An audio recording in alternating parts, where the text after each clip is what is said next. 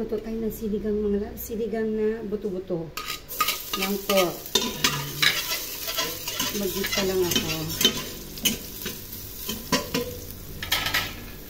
Ayan. Gisa-gisa muna ako mga labs, ha? Lagay ko yung bawang. Lagay ko na yung sibuyas. Sabay ko na rin yung kamatis. Ayan. Okay.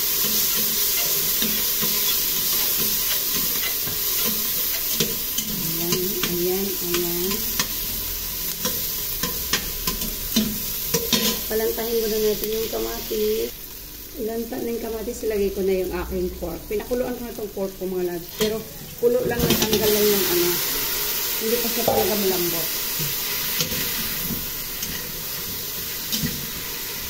Ayan. Then maglagay ako dito ng ano, naglagay ako ng patis.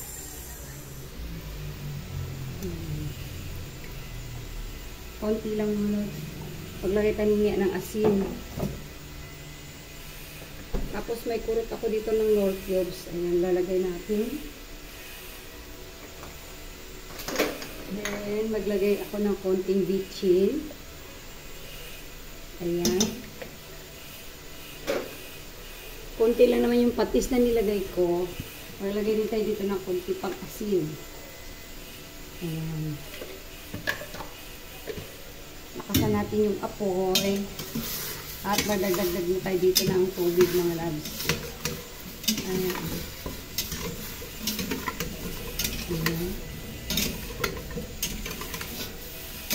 Pork ribs. Okay. Ayan, nagisa na siya mga labs. Ayan o. Nagisa na siya ng husto. Ayan.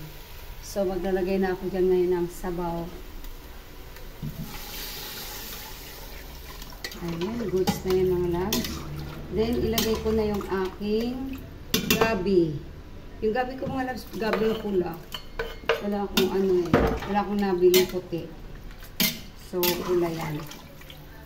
Tapos, pakita ko sa inyo yung pampaasim ko dyan, ha. Pampaasim ko sa sinigang ko mga labs, ito. Makaka-relate dito. Alam to ng mga Bisaya at mga Ilonggo. Ayan na. Batuan. Batuan yan mga labs. Nakabili ako, may nagbinta dito malapit sa amin. Ayan na. 120 ang kilo. So, itong 4 na piraso ay 13 pesos.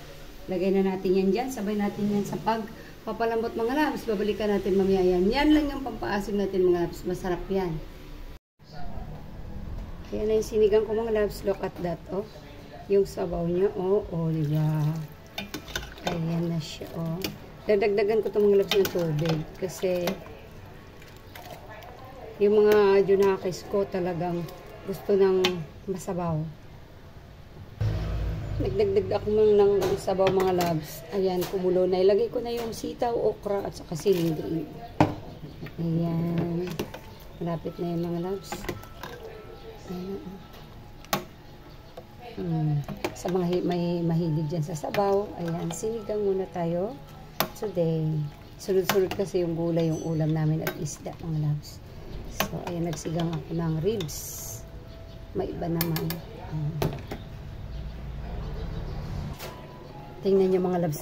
Kolong-kolo na siya. Kolong-kolo. Ilagay na natin yung kangkong. Ayan yung kangkong mga labs.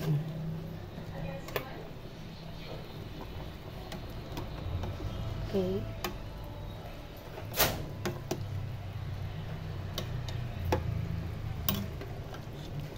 Ayan.